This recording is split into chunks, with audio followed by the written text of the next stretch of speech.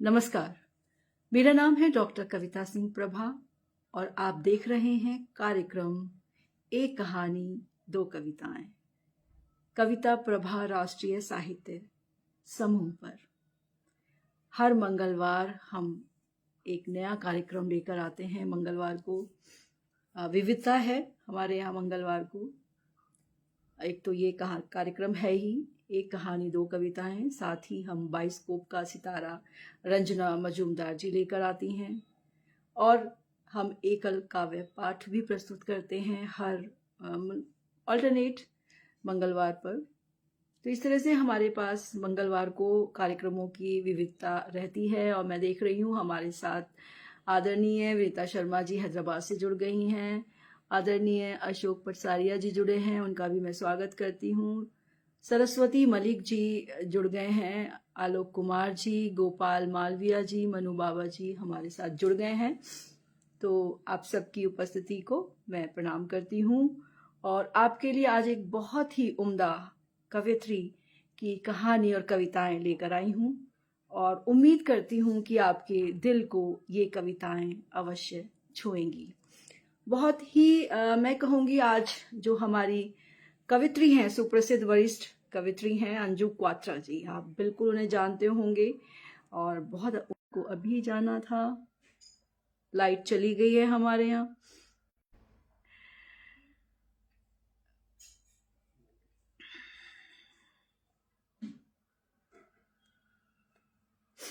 नमस्कार।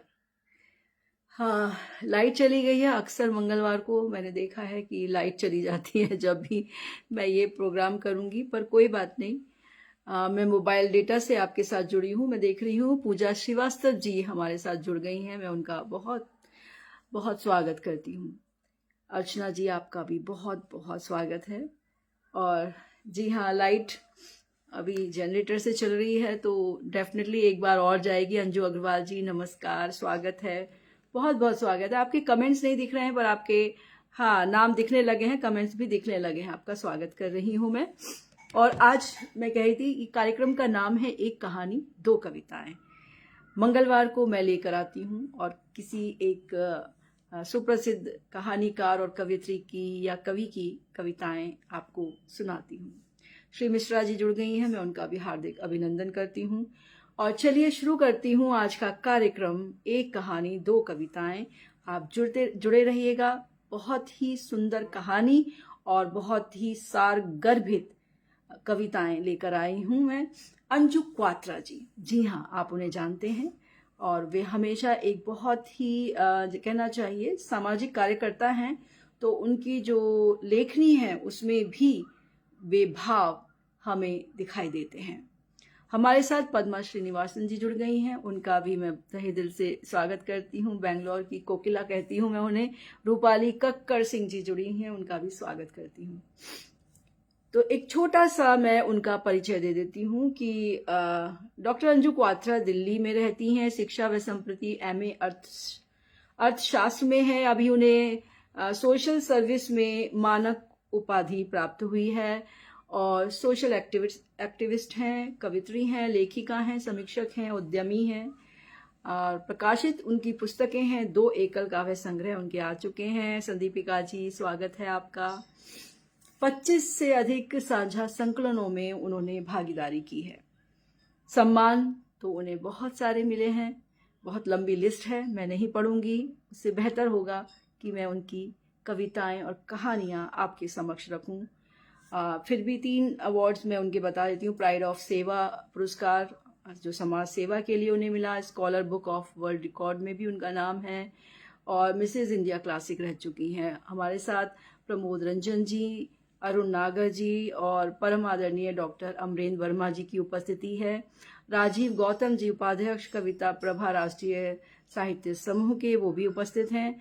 जी विनीता जी बहुत धन्यवाद आपका, आप उत्सुक हैं तो मैं भी आपकी इस उत्सुकता को विराम देती हूँ और सुनाती हूँ उनकी पहली कविता। सरस्वती मलिक जी आपका बहुत स्वागत है। चंद्रशेखर साहू जी जुड़ गए हैं, उनका भी मैं बहुत स्वागत करती हूँ। पहली जो कविता मैं लेकर आई हूँ वो उनकी, मैं कह सकती हूँ मुझे सबसे सारगर्भित और सार्थक कविता लगती है, और वे जब पढ़ती हैं तो बहुत जोश में पढ़ती हैं। मैं थोड़ा सा उसका तरीका, स्टाइल थोड़ा बदलूंगी।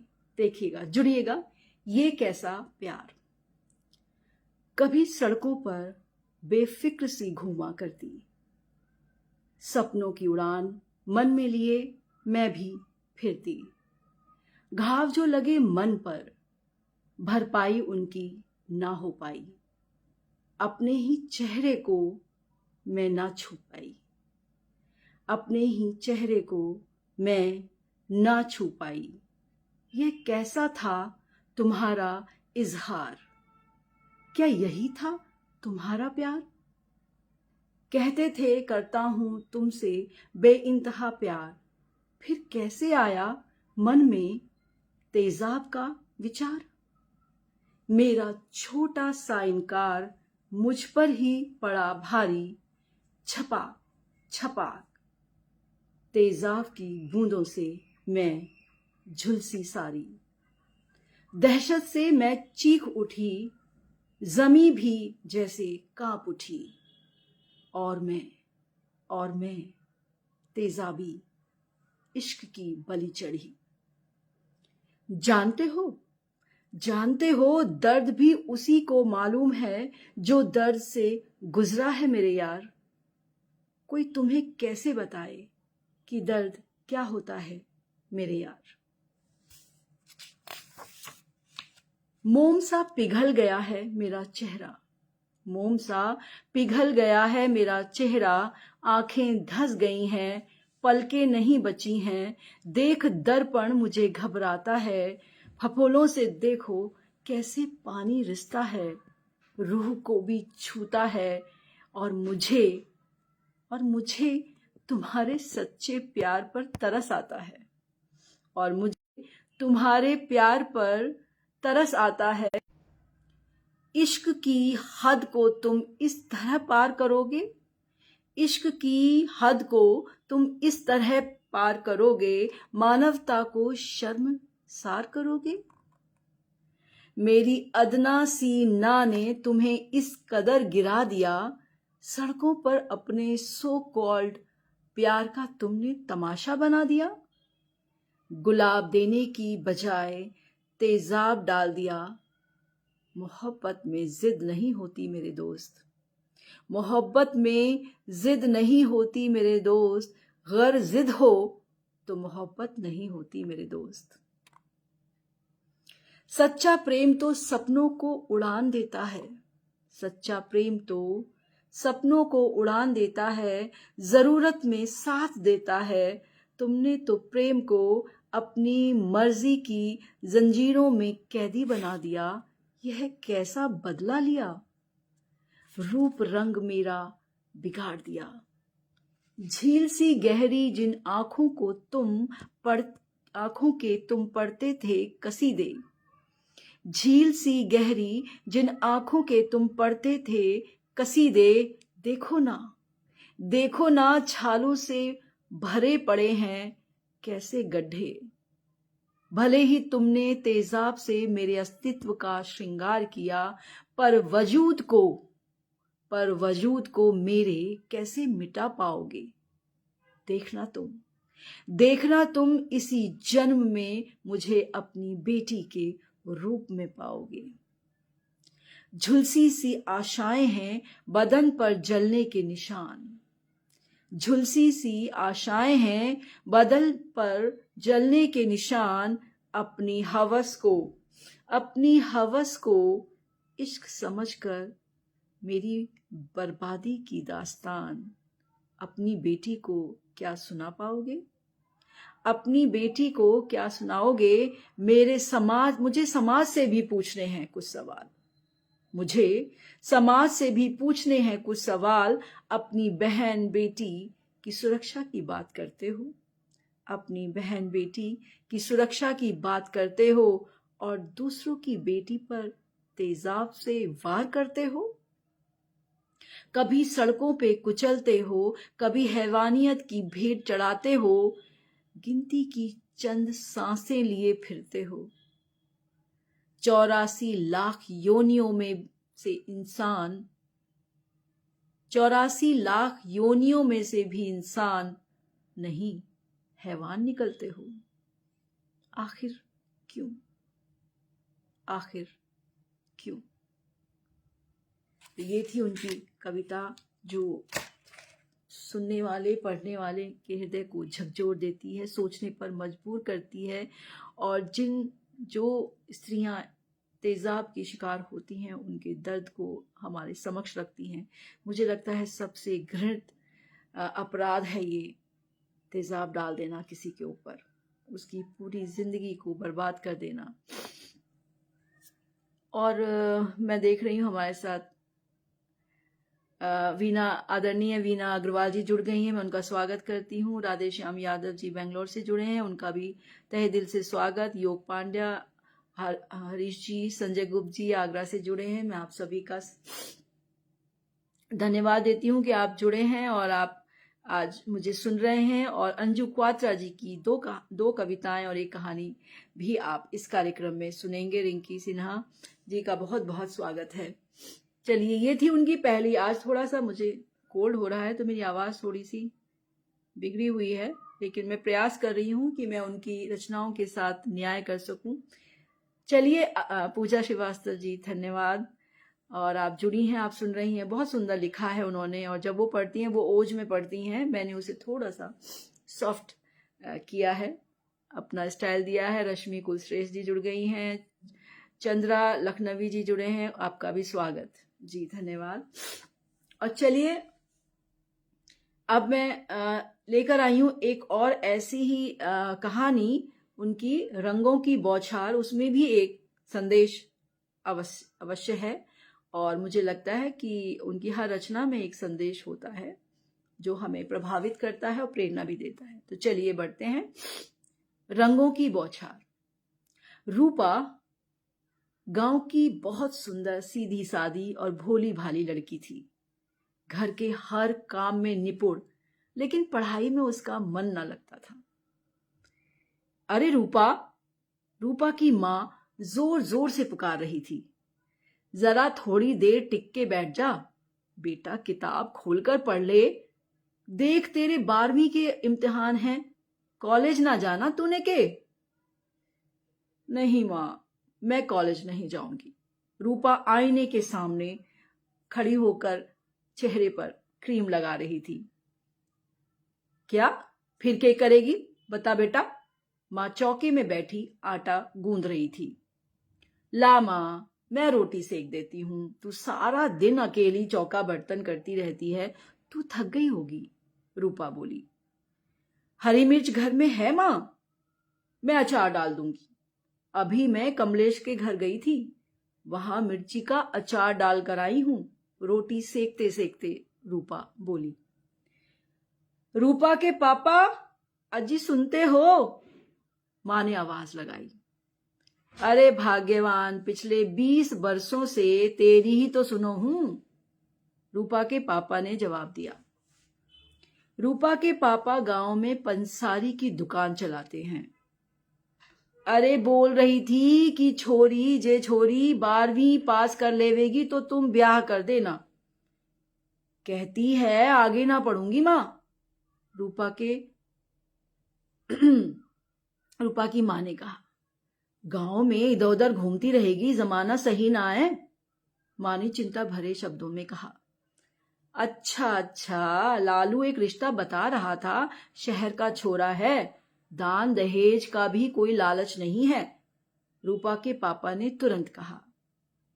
यह तो अच्छी बात है ना रूपा के पापा? मां खुश होती हुई बोली। अशोक का अपना कारोबार था। मां बेटी, मां बाप की इकलौती औलाद और बीए पास था। रूपा की तो जैसे किस्मत ही खुल गई थी। 2 महीने कैसे गुजरे उसे पता ही नहीं चला। पूरे घर को उसने संभाल लिया। सास ससुर उसके स्वभाव से बहुत खुश थे। रूपा हमारी खाना, अचार, पापड़ बहुत बढ़िया बनावे है, सासू मां अक्सर अपने पड़ोसियों को कहती। हमारे घर तो प्रभु की कृपा हुई है जो इतनी अच्छी बहू मिली हमें। अभी इतना ही कहा था कि रूपा के ससुर चिल्लाने लगे, अरे हम तो लुट गए, हम तो लुट गए, और जोर जोर से रोने लगे। क्या हुआ जी?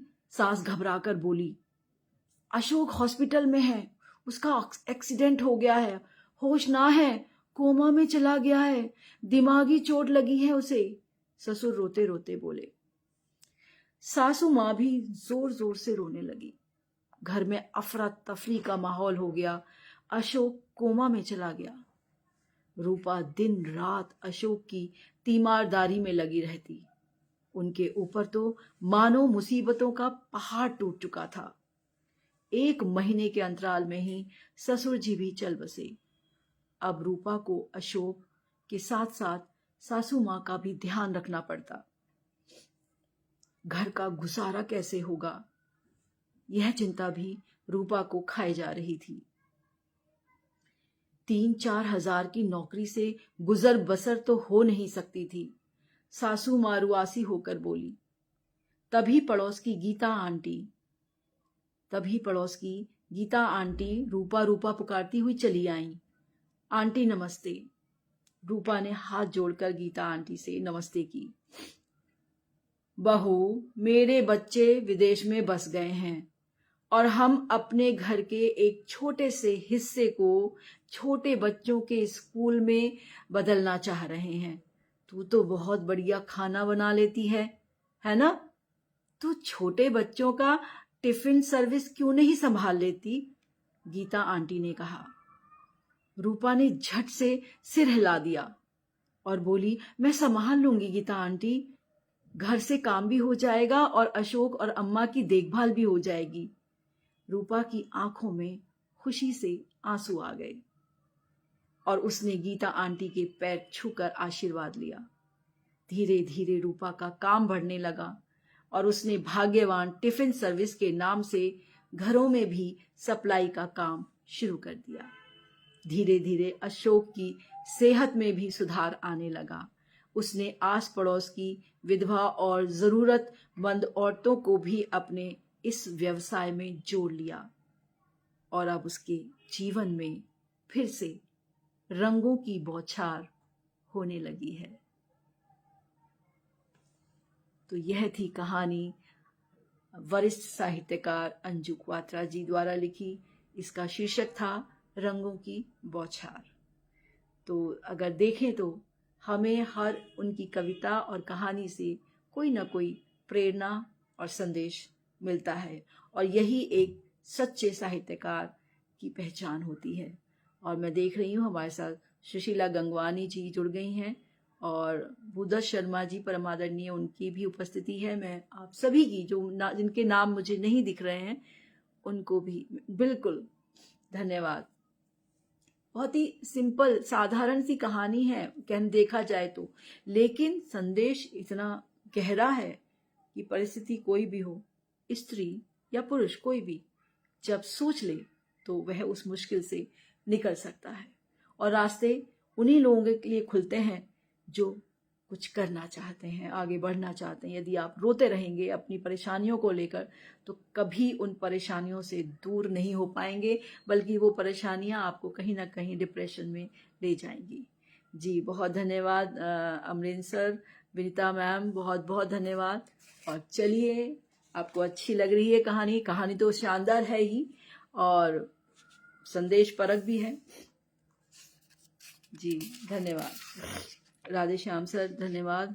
और अब चलिए चलते हैं लेकर आपको उनकी दूसरी कविता की ओर। अंजू क्वात्रा जी की कहानी और 2 कविताएं मैं लेकर आई हूँ। कार्यक्रम का नाम है एक कहानी 2 कविताएं और मंच है ये कविता प्रभा राष्ट्रीय साहित्य समूह।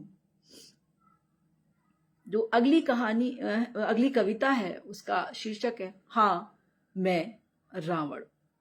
जी तो देखिए रावण के माध्यम से उन्होंने हमें क्या संदेश देना चाहा है। हाँ मैं रावण 10 के 10 चेहरे बाहर रखता हूं। हाँ मैं रावण बरसों से दहन हो रहा हूं फिर भी जिंदा हूं। जरा झांक स्वयं के भीतर, तुम मुझे क्यों पाल रहे हो? अधर्म के नाश के लिए मेरे पुतले जला रहे हो? पाखंडी नहीं घमंडी था, विद्रोही नहीं अपने कुल का प्रहरी था, 4 वेदों का ज्ञाता, प्रकांड पंडित, अहंकारी मैं, राजा दंभशाली था। मुझ में बुराई और खुद में अच्छाई ढूंढ रहे हो? मुझ में बुराई और खुद में अच्छाई ढूंढ रहे हो? अपने ही दंभ में चूर मेरे कागज के पुतले फूंक रहे हो? तुम अपने मन के रावण का क्या कर पाओगे? ब्रह्मा की तपस्या करने वाला रावण कहां से लाओगे? आज इंसान रूपी रावण जिंदा पाओगे? कलयुग में नारी की अस्मत को कैसे बचाओगे? घर घर छिपे हैं रावण, घर घर छिपे हैं रावण, इनका असली रूप कब दिखलाओगे? माना कि तुम राम नहीं बन सकते, माना कि तुम राम नहीं बन सकते, पतिव्रता सीता का सम्मान तो कर सकते हो। कोख में पलने वाली नन्ही कली को खिलने तो दे सकते हो। कहते हो खुद को मानव, तुमसे बेहतर हूं मैं दानव। कहते हो खुद को मानव, तुमसे बेहतर हूं मैं दानव। हाँ मैं रावण, मैं दशानन, मैं लंकेश्वर। बड़े शौक से मुझे जलाओ, बड़े शौक से मुझे जलाओ। बस समाज की बुरी कुरीतियों से को तुम हटाओ, बस समाज की बुरी कुरीतियों को तुम हटाओ। मानव के रूप में आकर राम सा चरित्र तो बनाओ। मृत होकर भी मृत्यु पर विजय पा गया मैं, मृत होकर भी मृत्यु पर विजय पा गया मैं। हाँ मैं रावण, हाँ मैं रावण। श्री राम कहते कहते राम में विलीन हो गया मैं। हाँ श्री राम कहते कहते राम में विलीन हो गया मैं। हाँ मैं रावण। तो ये थी उनकी दूसरी कविता, हाँ मैं रावण। आशा करती हूँ आपको दोनों कविताएं और कहानी पसंद आई होगी। और मैं देख रही हूँ परम आदरणीय प्रमोद तिवारी जी की उपस्थिति है। मैं उनको बहुत ही प्रेम से प्रणाम करती हूँ, उनका सम्मान करती हूँ। और भी मैंने देखा आदरणीय प्रमोद मिश्र निर्मल जी की भी उपस्थिति हुई थी और मैं उनका भी बहुत बहुत स्वागत करती हूँ। सुशीला जी धन्यवाद। और ये कार्यक्रम मुझे भी बहुत पसंद है क्योंकि यहाँ पर मैं अपनी कविताएं और कहानी लेकर नहीं आती, अपने मित्रों और जो हमारे प्रबुद्ध जन हैं उनकी कहानी और कविताएं लेकर आती हूँ। यदि आप भी चाहते हैं कि आपकी कहानी और कविताएं मैं पढ़ूँ इस कार्यक्रम में तो मुझे भेजिएगा, मैं ज़रूर पढ़ूँगी। और जुड़ने के लिए, इस कार्यक्रम से जुड़ने के लिए, इस मंच को अपना स्नेह और सम्मान देने के लिए मैं तहे दिल से आपकी आभारी हूँ।